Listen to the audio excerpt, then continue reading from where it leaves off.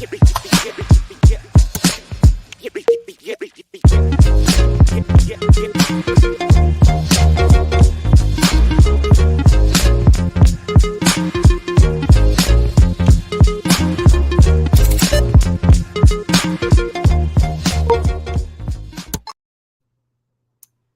to another podcast of Essential Pedagogy. I'm Steph, the Educator, and I am so excited to come to you today to talk about the next topic. Well, our topic is about school and the law. There have been a lot of laws that has recently just come into fruition in Texas, and a lot of them have to do with education. And I want to talk to you guys about that. But before I get into it, I want to just remind everyone that the reason why I started this podcast is really as a ministry. It's not like I'm trying to get rich off of it. And if I was, I probably would have had my YouTube channel up and running, and I don't yet, but I will. So it's just started as a ministry, how I started working with parents and for my business, my tutoring business, which is Time and Attention Tutoring. And you can find me on Facebook, Time and Attention Tutoring. And working with parents, and I just built so much compassion because I didn't realize how much people outside of education do not know about the ins and outs of education, the law, because we all get inundated with our own expertise. Um, you know, School is just kind of a sidebar, and we just trust the people that be to get it done. And sometimes we do, and sometimes we don't. This leads me to tell you that it has always been my hope that as a result of listening to this podcast, people within the profession and all others grow in compassion for one another and getting an inside view of the complex structure of the American education system. So, without further ado, I would like to name this episode because I really feel passionate about it. And I'm going to take off my teacher hat and say, damned if you do and damned if you don't. The reason why I'm calling it that is because it's catch-22. It's another way of saying it's a catch-22. I want to talk about these new laws that came into play, and they're covering a span of school safety, tutoring, academics, and hair.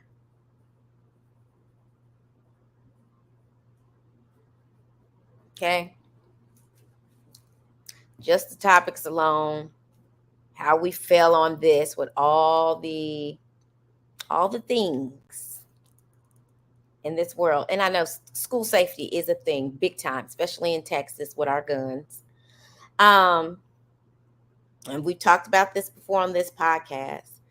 So I want to just talk to you in brief about school safety. There's been laws that were passed about schools, and a lot of this came about from the Uvalde fallout and tragedy of children being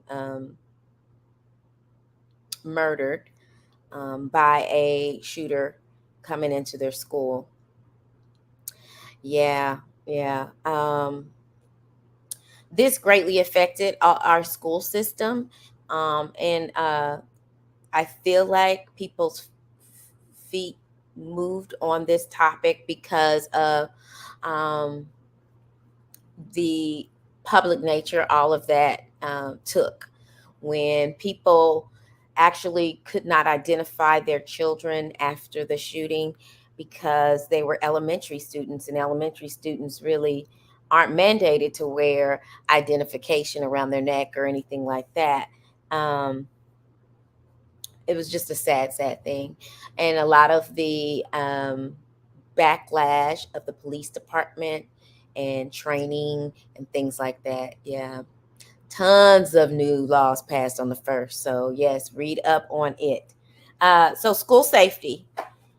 School safety, we now have armed officers on all of our campus.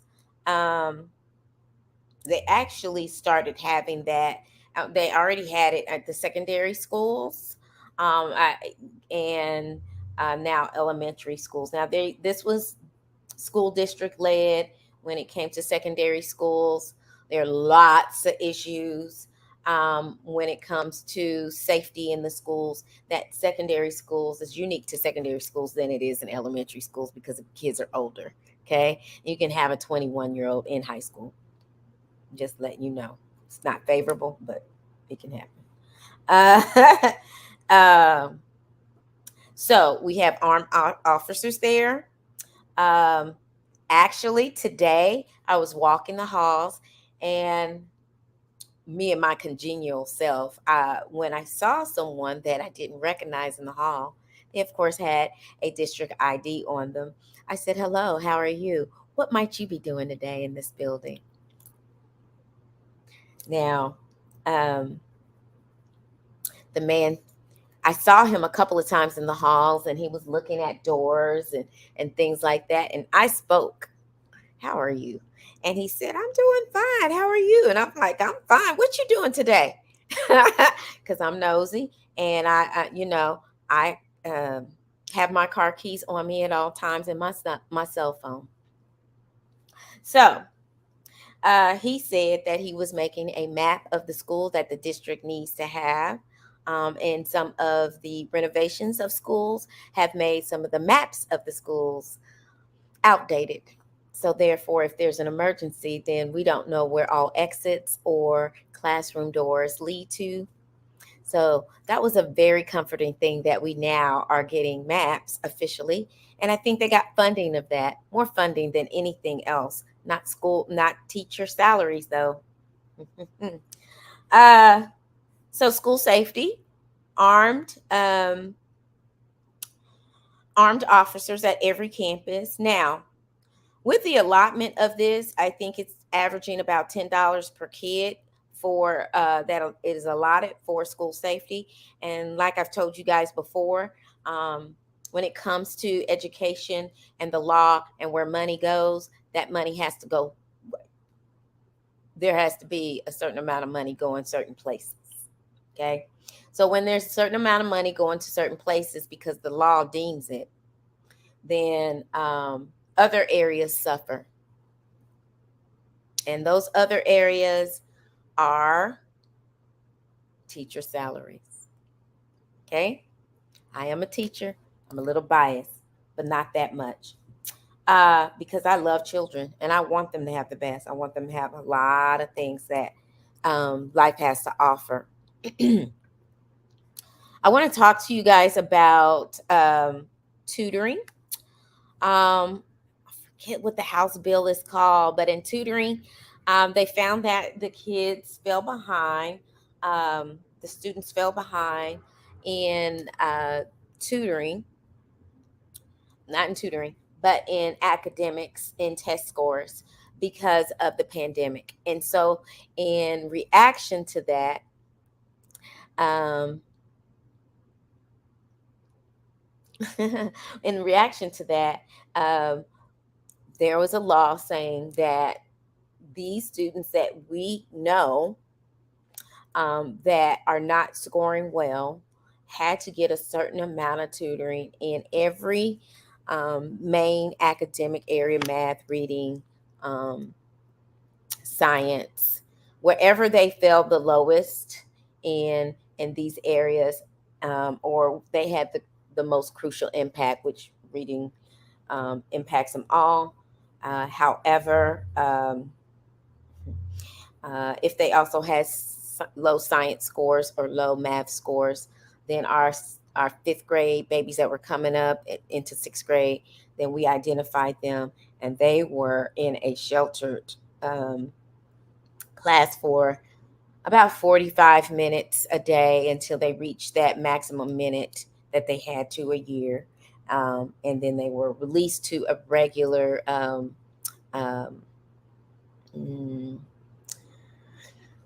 they used that time when we were doing advisory, which is a lot of character ed and just training and extra reading, um, vocabulary strategies and things like that, test taking strategies that we do in there. These children were identified and put into a classroom so they can reach their minutes of tutoring. It was a law that they only it had to be 2 students per teacher. Tell me if you think that happened realistically. So then I think teachers rallied and said, hey, this cannot happen with the amount of teachers that we have on our campuses. We are already at a deficit because there's not a lot of people going into the profession of teaching. Not to mention, there are people who are teachers who are deciding to um, leave the profession forever and ever. Amen. And also, people are new to profession and find that they are just not. This is not what they thought it would be, uh, and leave mid-year or even before then. So they came back and said that, hey, instead of 30 minutes a day for a certain amount of hours to reach these hours, um, then and 2 children per teacher, they made it 4 children per teacher. And I wonder if you think that is happening as well in the secondary school. Realistically, um, we are pulling as many kids as we can and helping as many kids as we can. And you're trying to get the most need or the most at-risk students available to you to get this help. All right, so we need help. The next topic is hair. And of course, we know about the Crown Act and how that went through. And we're so thankful. And finally, Texas is putting it into um, putting, following um, what federal law is saying. Don't discriminate people about their hair. Don't make them feel some kind of way. Don't exclude them from having a graduation ceremony with everyone else because of their hair. I want to talk about this for just a second. My son has locks. Some people call them dreadlocks. Some people don't like the word dread and they just say locks. I'm going to call them locks. He has locks. Both of my sons have locks, but my oldest son have had them for longer. So when my son started growing out his hair, we were really a conservative family, his dad and I, and I'm still somewhat conservative. I wouldn't say a traditional conservative as far as an insurrectionist type of conservative. I would say I am more of a diplomatic black descendant of Africa. Now, I'll say descendant, but I've never been to Africa. And I wouldn't say I'm African. I'm an American, and I happen to have African blood in my line of family. When my son started growing his locks, I was a little concerned and I was like, what's going on? You're getting ready to graduate from high school, and I'm concerned that you may be looked at a certain way. I was always concerned about my sons, because I have boys, not boys, young men now. I need to change my words. Uh, Young men who I was always concerned about their safety when they're outside of my home. And so I did not allow my children to go out the house in wife beaters and slides with socks on. Just didn't. Not that I think it's awful, but I know what the perception is out there. So I didn't allow it. Now, My son's retort to me was, and at the time my hair was straightened by a relaxer. He said, Mom, just because your hair is straight doesn't mean they forget you're black. And just because my hair is cut low doesn't mean they forget I'm black. And at that, I left him alone about his hair because he's absolutely right. It doesn't matter. Wear your hair the way you want to. And since then, I went natural, and now I have locks. They're called sister locks.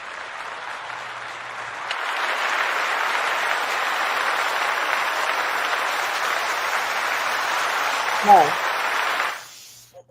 We're going now to laws of more academics. So they allotted earmarks for professional programs and subscriptions for teachers to make their job easier. And they call it for curriculum. Okay. We already know what curriculum is. It's mandated by the state. Those things are chosen and crafted by organizations that are chosen out of the state of Texas and built off of national standards. Our state standards are based off of national standards. Now, we do have some interpretations that may be different. And of course, we have Texas history where everybody doesn't have Texas history. Okay. So we do have a little bit of nuances. So, what I think this money has gone to in my school district, can't speak for all others, but I think it's gone to subscriptions to um, what was it, Acrobat? Oh, it's gone to subscriptions to Canva. Now we have a professional subscription to Canva. We also have, um, yeah, Adobe, a professional subscription to Adobe. And we got training on those things this summer. I hate training. When you say training, it's like training a dog. So we got professional development on these things this summer. And so I don't there's a learning curve when it comes to technology, always. So Adobe offers video recording. You can do presentations and fancy presentations where you can have your voice on. PowerPoint could have done, you could have done that with PowerPoint. Anyhow, uh, presentations, they also have templates, as well as Canva has templates too, where you can make flyers and presentations very easy, very seamless. And I don't have any skills, and I made a great flyer, which included a QR code, which asked for supplies that we did not get this year, which included tissue, Lysol, glue. What else did we need? Um, Various things that we did not get this year. And I believe there were two reasons why. We put out communication at the end of the year for this up and coming year. Last year, at the end of the year for the upcoming year through PTA, and PTA ordered exact amounts that was ordered through that organization and no extra. Who got extra money? Who got extra money? Just in case people want to buy it the first day of school. Nobody. And people wanted to buy them first day of school, the shrink wrap school supply packs. So guess what? I got one out of all my advisory class. One person brought things. I have four hand sanitizer pumps, and we know COVID is up. May not be as detrimental as it has been in the past, but who knows where it's going to go? We don't know. And people are still getting sick. I had a coworker have to be admitted to the emergency room. Uh, so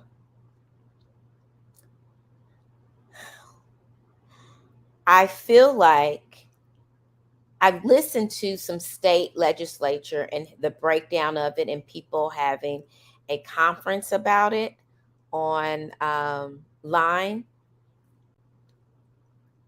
Teachers did not get approved to get a raise. This raise was supposed to be anywhere from $6,000 to $8,000, one time raise for this year, and it did not pass. And when it was asked about in this forum about why it did not pass, they said that when they had surveys given out to teachers, salaries were not high on teachers' list.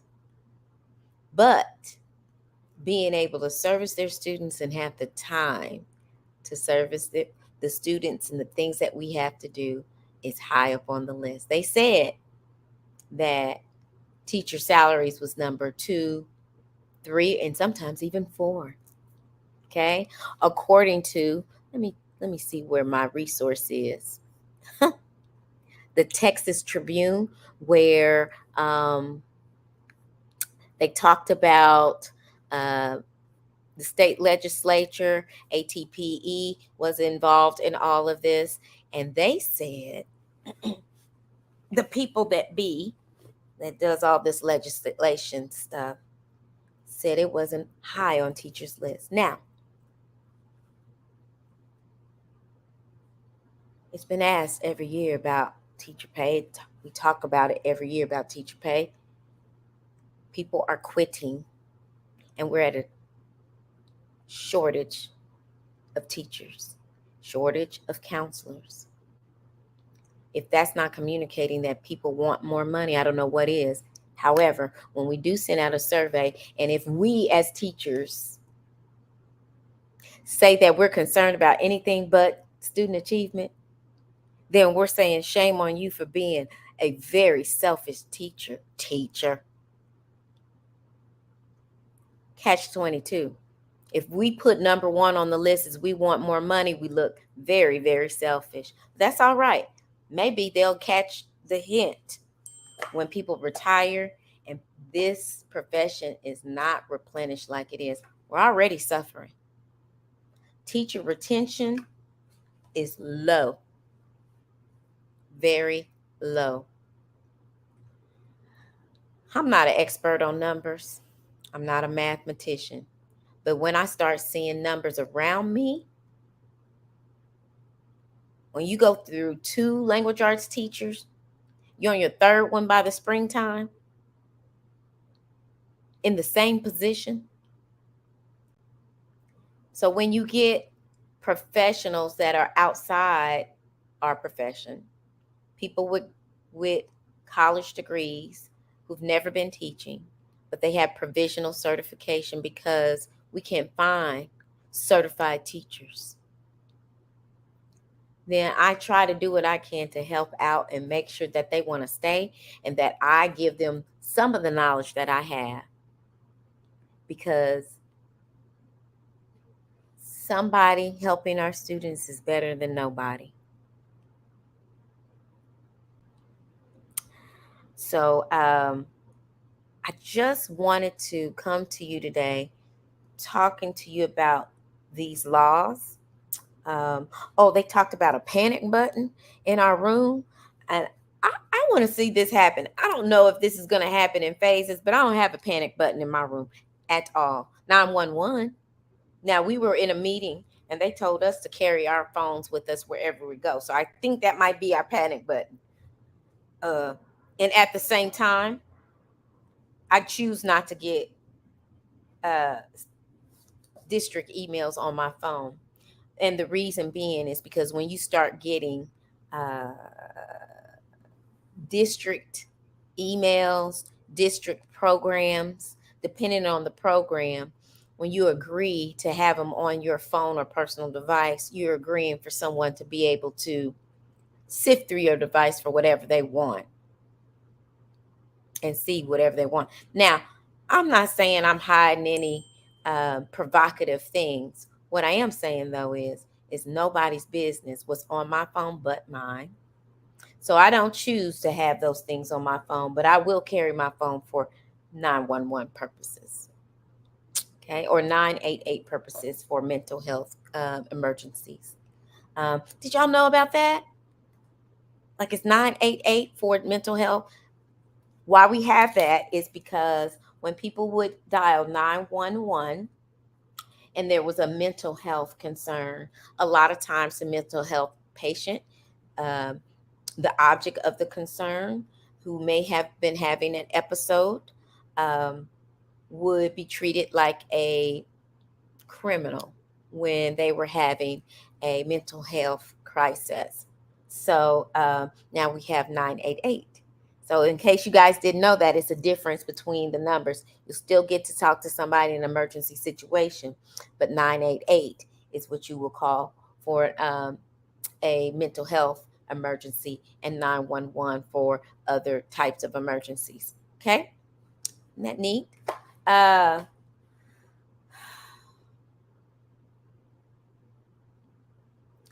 like I said, guys, this is a catch 22, and I work real hard every single day. I was just sharing with the producer today that I got 12,000 steps today in a classroom, in a school. I didn't run around a track for 5 miles. I didn't. I was in that school from 7:22 to 4:12 today, walking around that school. I got my steps in. I work hard. I monitor my kids. I call parents. I spend 30 minutes on the phone with one, and I have 130 something kids, 37. And I talk to one parent for 30 minutes. I haven't gotten to all my parents. When we have long conversations like that I try to cut short, but I have true concerns about a child's, especially when it comes to, you know, them being at risk for certain reasons and us coming up with ideas on how we're going to problem solve. Sometimes it takes 30 minutes. So forgive me if I don't get around to calling and making a personal phone call to all 137 parents. I do make contact where I email if we are failing or things like that. And we have programs that can generate emails automatically. You can put things in and send them out as a blast. So, but there are certain times when a personal phone call is the best thing you can do. So, anyway, I just wanted to say that this is called damned if you do, damned if you don't. But we're going to keep fighting the good fight. Fighting the good fight. And that's what I'm here for. This is the ministry. This is what I've signed up for. This is where my gifts lie. So I'm going to keep doing it until the day that I die. Now, I am going to retire on time, but I'm going to be an educator for the rest of my life. And I'm proud of that. So now I want to tell you how you can get in touch with me. Let me know what you think about these laws. I want you to read up on them, get you a little, just Google them. Hey, Texas laws, 2023. Read up on the school Texas laws. Talk to me about how you feel about the new hair laws, tutoring, and school safety. They did vote down, not people 18 and up can buy a gun. So uh, we wanted to, the people in Uvalde wanted to lobby, and other people and other friends and constituents wanted to, they lobbied for it to be 21, increased to 21, and they shot that down. And of course, we knew that wasn't going to go in the state of Texas. But hey, we're trying. We're trying. Uh, so I want you to get in touch with me. My number. Oh, no, not my phone number. Email. I get enough calls, y'all. Email is Stephanie R. Powell at me.com. Stephanie R. Powell at me.com. Email me and let me know what you think about these laws. Let me know what you think about education, public education. Oh gosh, I heard a forum about public education, money, private education, money, and charter school education and money. Charter schools are not private, they're public. Um, and I can tell you, they're not always that great, but we are all trying. So I have some experience in charter schools too. So I just want to talk to you. There's some better than others, and would love to get in a conversation or answer some questions about charter schools versus um, school district or ISDs and private schools. Would love to. So we could talk about that, where money is allocated, how it's allocated, how much money uh, in our funding that goes where. So would love to talk more about that, and um, equity or sometimes inequities of schools. But I have got to run because my time is up today. I had so much fun researching this, had so much fun talking to you guys about this. I look forward to you guys reaching out to me to let me know what your questions are. Let me know that you saw me on Essential Pedagogy, because I might think it's junk mail. So just let me know that you saw me on Essential Pedagogy, and I'll give you a shout out on the next show. Okay? So until next time, this is Steph the Educator on Essential Pedagogy.